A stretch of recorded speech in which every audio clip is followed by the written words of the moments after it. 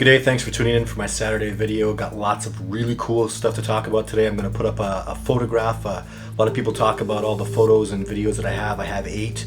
What I don't tell people is I have dozens of blob squatchy, not very crystal clear Sasquatch photographs and videos that are very much up for debate whether they actually are Sasquatch or not. So we're going to talk about one of those today that I've actually filmed. We're also going to get into primate life expectancy and talk about how long a Sasquatch is likely going to live, do some art of Sasquatch, and then of course you always hear about how Sasquatch are killing people, Sasquatch are taking people, stealing people, and I'm sure you've heard the stories.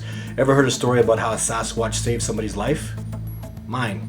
So I'm going to talk about that today and one of the questions for the cooperation. So lots of stuff to go through. Stay tuned. It's going to be an excellent show. It's all coming up right next.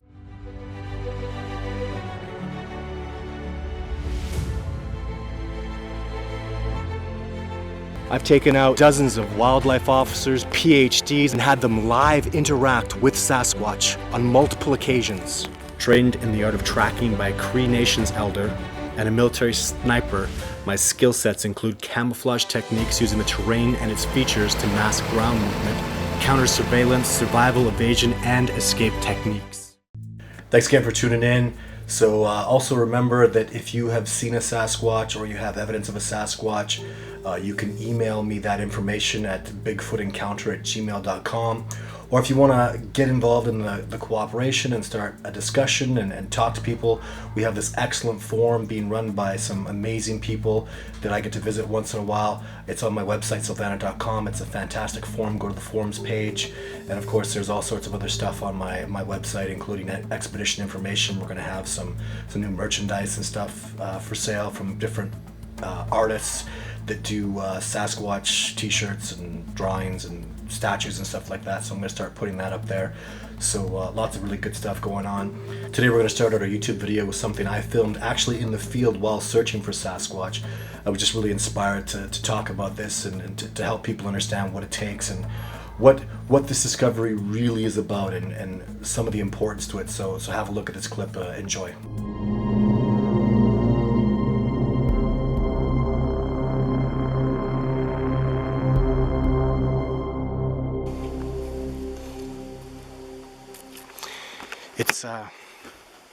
It's so important that you're constantly learning and understanding.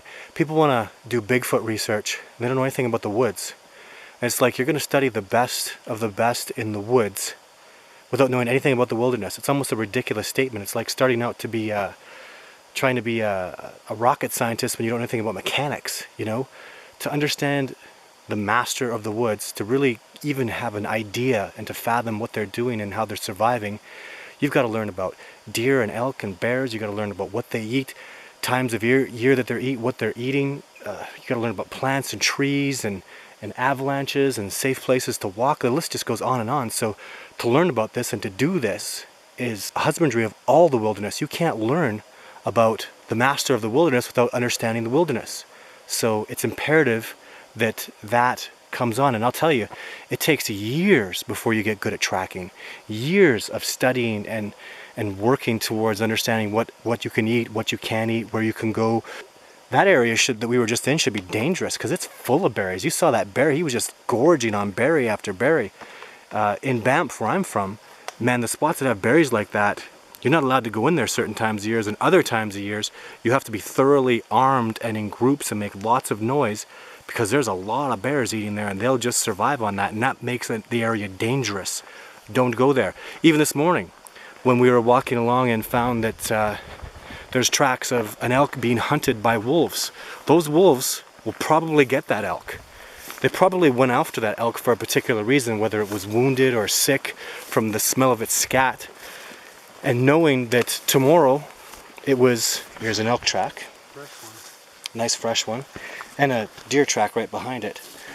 But knowing that there's a pack of wolves going into the area where I wanted to go hiking tomorrow, and knowing that they're probably going to make that kill that they went after yesterday, makes it dangerous to go in there. Now you got a dead animal. I go in there tomorrow, I see ravens all over the place. I'm going to know those wolves made the kill, and that'll bring bears around like crazy. And bears get real voracious when there's blood and the smell of a kill in the air. So it makes an area, a potentially dangerous area to go into. So much to learn, and all of it's necessary for your survival if you're going to do this kind of study. Surviving is pretty important. So understanding the wilderness and practicing and getting good at it is an essential component to studying Bigfoot and this species.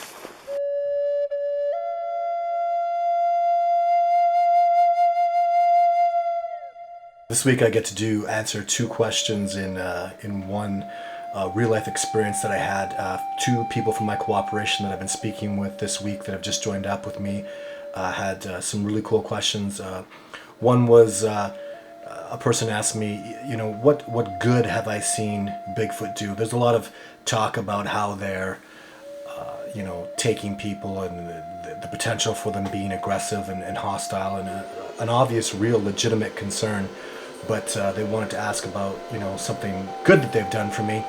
And I can't think of any more, I was just talking to my son about this, a better thing than them actually saving my life, which clearly transpired in 2009, I believe it was, which my son was in my wife's belly at the time. So talking to him about it today, he realized, he was very grateful that the Sasquatch did what they did to keep me alive, because I would have never known him, and we have such a wonderful, fantastic relationship, him and I.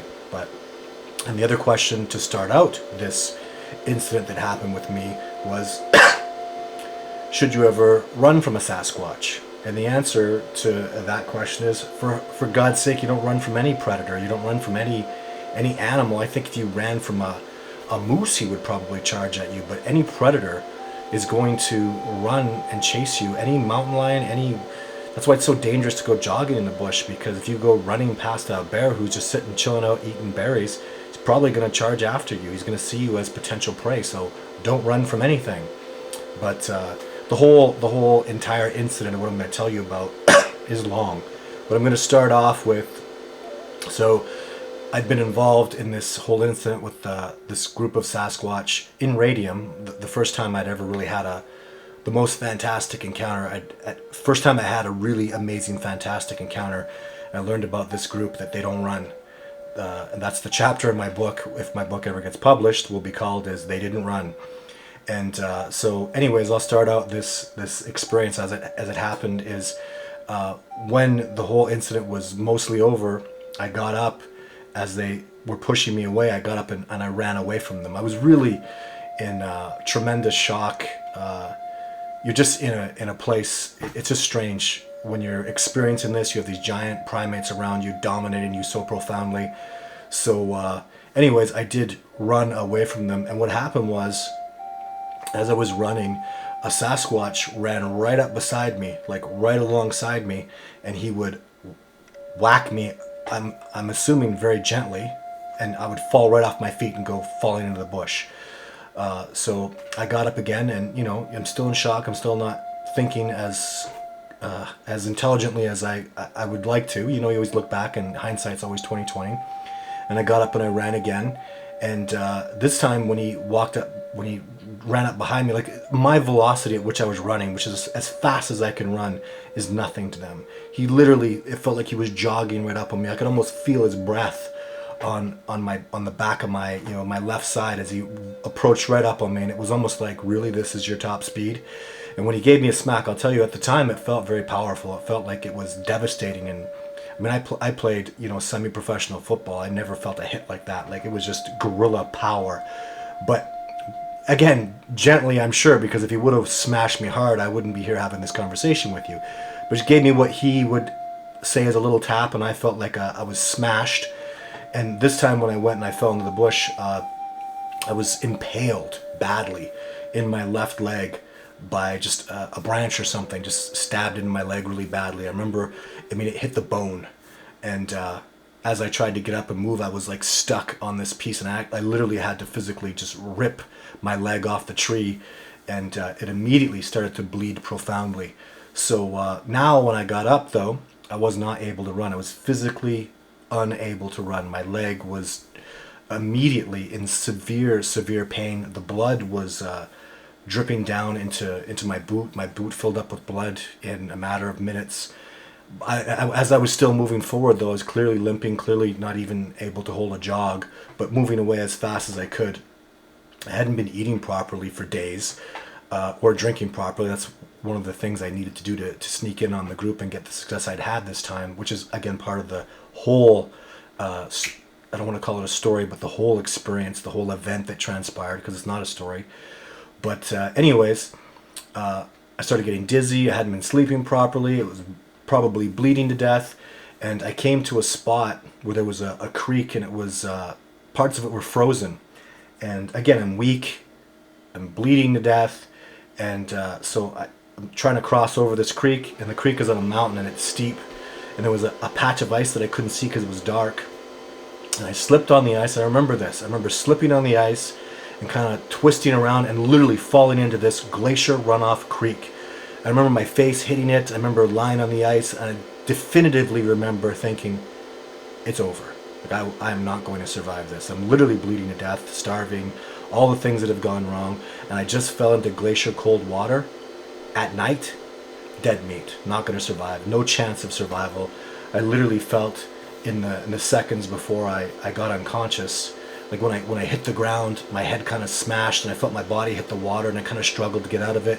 And then I kind of flowed with the creek, kind of pushed me, and I slid, and I bashed my head one more time, and just went out. And the way my head hit was pretty bad. There was a bad mark, and I had a big bleeding spot on the side of my head too. But I mean, I'm in again, glacier runoff. I haven't eaten for days. I don't have the ability to heal. I'm bleeding to death. Dead. Not going to survive.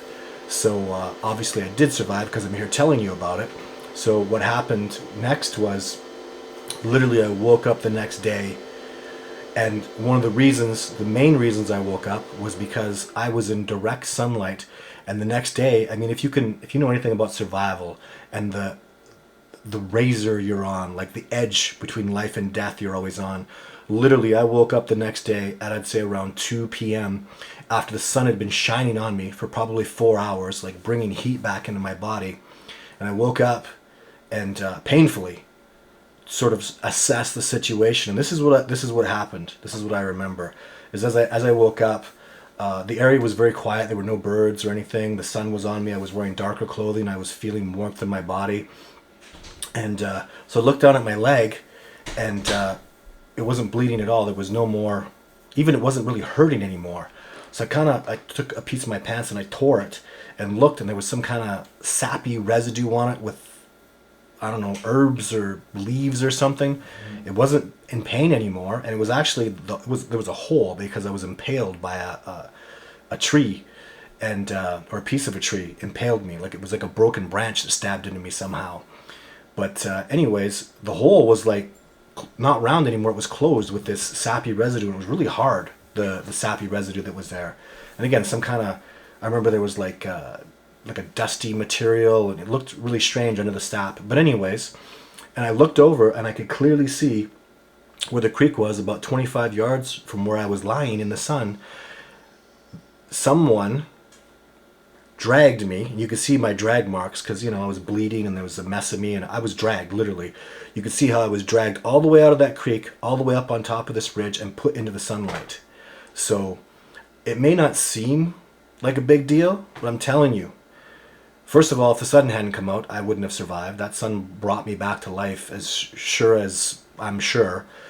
But most importantly, when I looked down to where I had fallen, I was in the shadows of a creek in glacier runoff, freezing cold water. I'd have frozen to death, dead. No way I could have survived that. So the simple act of dragging me up into this area literally saved my life. I mean, I have absolutely no doubt about it. I have absolutely no doubt it was a Sasquatch. I could see Sasquatch tracks all over the place. I could even see there was a partial, like a lot of, it looked like there was a spot where kind of blood had popped out of my boot. And you could see a partial footprint of a Sasquatch track, just like a quarter on the side. It was where the pinky toe would be on that right-hand side. I mean, a partial track from a biped giant foot, that dragged me up out of that creek. So anyways, so I hiked back now, and of course now I'm doing survival. I'm eating berries. I'm deriving sustenance from nature to get some food back in me. I get back to base camp, then I go home, sleep for 3 days, go see a doctor, and I showed the doctor my leg, and he normally, like, I've had lots of stitches, even on that left side, right side. I've had tons and tons of stitches just from the crazy crap that I do. But you could see on one side where even today where I had about 6 stitches on the left side of my knee, and it shows a scar. You can see it, and that mark, that cut, was smaller in those 6 stitches in the hole that tree put into my leg. And to this day, when I went to the doctor, he couldn't believe what he was seeing. Like he said, normally I'd have to stitch that, but the doctor just left it as it was. He asked me who did that. Of course, I didn't know what to tell him. But he's like, that's incredible medicine. That's impressive stuff. Like, you've got sap closing the wound, and there's no infection, no sign of anything. It looks very healthy. I mean, it looked amazing. It looked like it was all professionally put together. So I had a shower about, I think it was 2 days after that, and eventually the sap just kind of wore off, and now I barely have a scar from it. You know, the scar from the hole that was bigger than the 6-inch or the 6 stitches that I had on the other side, that this scar is much less. So again, I don't know what happened. I mean, you can figure it out for yourself. I don't know how that came to play and what came, you know. And then, of course, the other third thing was I was kept safe. When you're out in the wilderness and there's bears everywhere, mountain lions, wolves, full beautiful ecosystem. When you're lying in blood and, you know, injured and out like that, I mean, the third way that I believe they saved my life is they protected me. When I got up, I felt profoundly like I was being watched. As I left the habitat, I heard them on a couple occasions would knock and make sounds like they were following me out, which they always do. So, you know, I felt, to be honest, protected. So fixed leg, dragged up into the sunlight, and protected.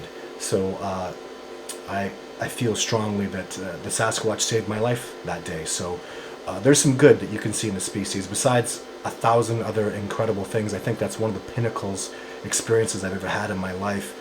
For, you know, they literally, and that's the first time they saved my life. They've done it another time since, which is a whole other experience that I'll talk about. I've talked about it with expeditioners a lot and people that know me well, so something that'll probably be in my book. I have so many experiences and so many cool things that have happened. So, but yeah, so don't run from a Sasquatch. I mean, obviously, if they wanted me gone, I would have been gone, right? So don't run from them. I think it's just an automatic. Even a dog, a stupid little dog, a Chihuahua that would chase, it's going to chase you and bite your ankle if you run away from it. So don't run from any predator ever. Don't. In fact, when you're going through the wilderness, it's a bad idea to even go jogging. I think it's one of the number of ways people get attacked by mountain lions and bears, is they're just innocently jogging along, and the bear sees that as a flight response and sees you as prey. So, you know, it's just not a smart thing to do in the backcountry and in the wilderness or around wilderness areas where there could be big predators. So, and obviously don't do it from Sasquatch. They're clearly predators. They clearly eat meat. So don't run from them. But I hope this will really, you know, illustrate how it's, you know, to me, I have so much respect and admiration for this species for so many reasons and so many incredible experiences. So I hope people chalk this up to, don't worry so much about the stealing and the damage, and let's think about the good things that they've done, because I've had so many incredible, amazing experiences, and I have such a love and a passion for this species that I get to show people, and I have done on many occasions. So yeah, the good that they do, let's focus on that a little bit, because I know there is going to be bad. But look at my own species, look at the terrible crap that we do as people, right? So anyways, next we'll talk a little bit, a really cool subject, the science of Sasquatch, before we get into my video footage just a little bit later, so stay tuned.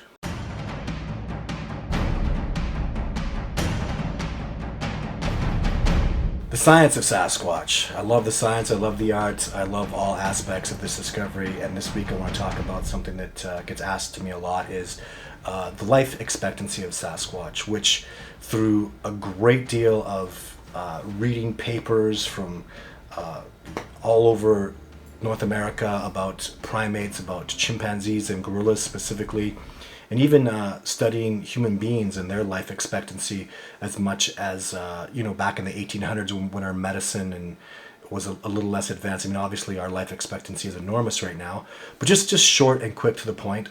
This is really important information for anybody who wants to know or study this species. Is I found that between chimpanzees, gorillas, and human beings, the similarities are very significant, plus or minus 3 years.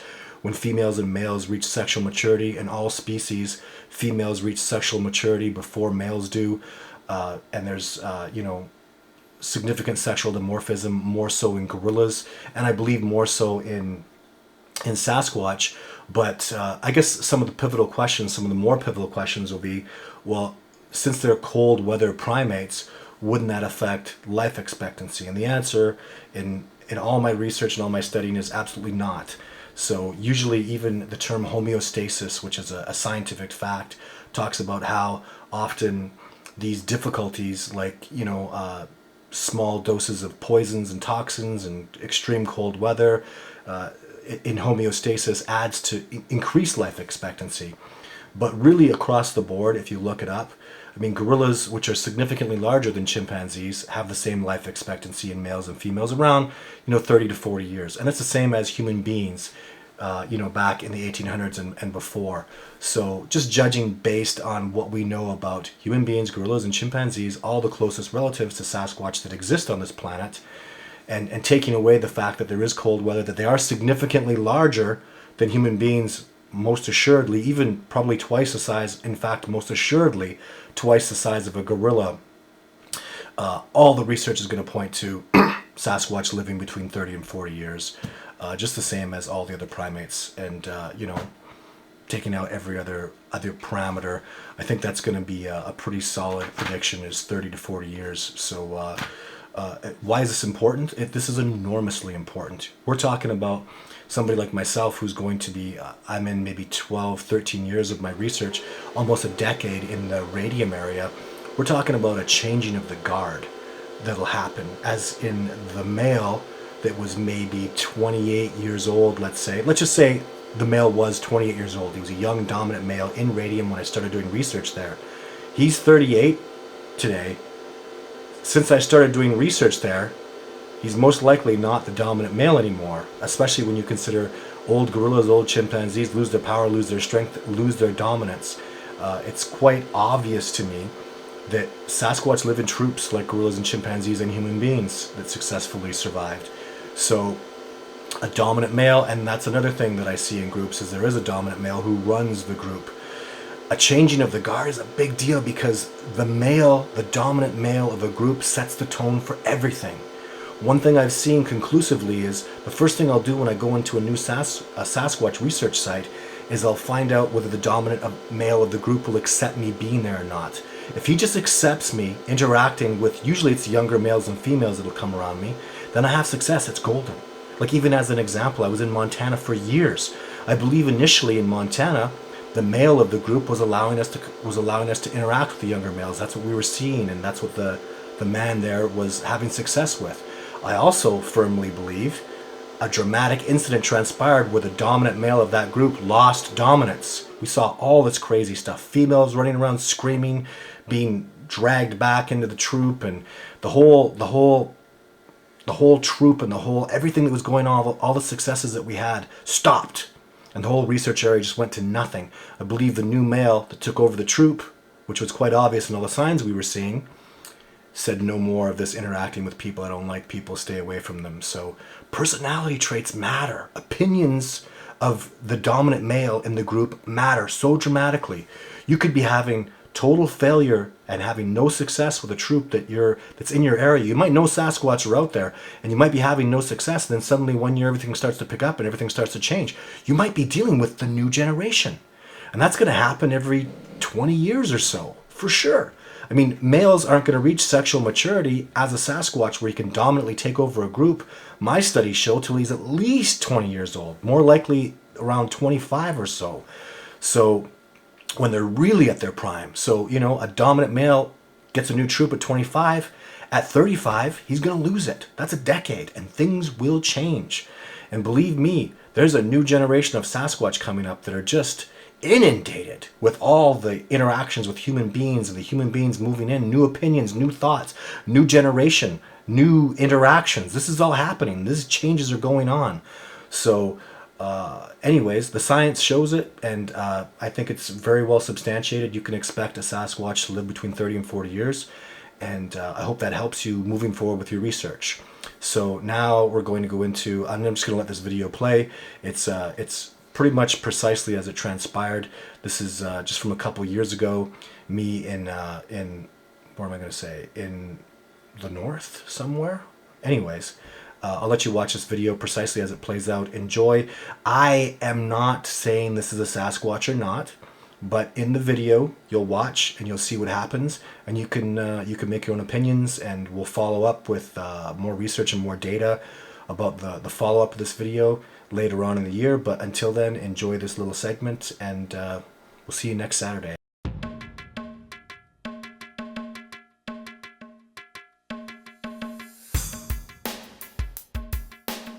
We just went up a hill, so we're taking a little break, enjoying the view, the beautiful fresh air, absolute quiet serenity, other than the squirrels and the river. And the river's a good kilometer away, and you can hear it clear as day. In fact, it's quite loud. So as we get close, it'll be deafeningly loud from what we're used to out here, because it is silent. I saw something on the white side of, you know, the sand there.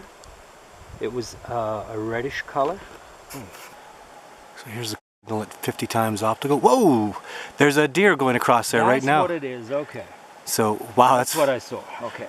That's a cool shot. This is 50 times optical. Barry just saw a deer, and I probably just saw another one. There's a group of them, I'm assuming. I got that on film too, I'm recording. And you know what? If I hadn't been recording this, I'll tell you, that deer was gone in 2 seconds, as fast as my thumb can hit the record button. I'd have missed that for sure. That's a great shot. I feel very fortunate to have gotten that shot. Yeah, that's nice. That looks like that's a freaking cut line over there.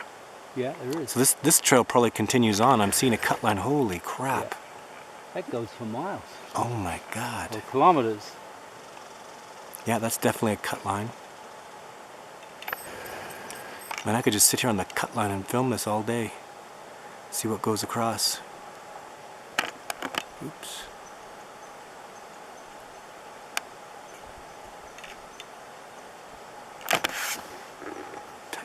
Oh, I'm seeing a couple of black objects. That's what I'm seeing too. In the trees, it looked. Now, if you look down just past that no, maybe it's part of the tree. Holy shit. But I thought I saw that could. I'm looking at what could be a Bigfoot head right now. That's what I was looking at. Yeah, that looks black and very odd. We're gonna have to wait here for a few minutes. Sure, no problem. If that moves. Yeah. Problem is, a lot of things look like Bigfoot heads. Yeah. I will take the photograph. There's a photograph you can zoom in on more than a video. Mm-hmm. Well, that was real nice. It looked like a couple of mule deers, I think. It took us about 20 minutes to reach the river. When we arrived, the wind gauge was moving from the approximate area the potential Sasquatch had been observed to our immediate position. I could clearly detect the odor of a Sasquatch. However, we could not find the dark figure we had filmed from high above. Is this a Sasquatch? I can tell you staying motionless for extended periods of time is typical Sasquatch behavior I have observed on several other occasions.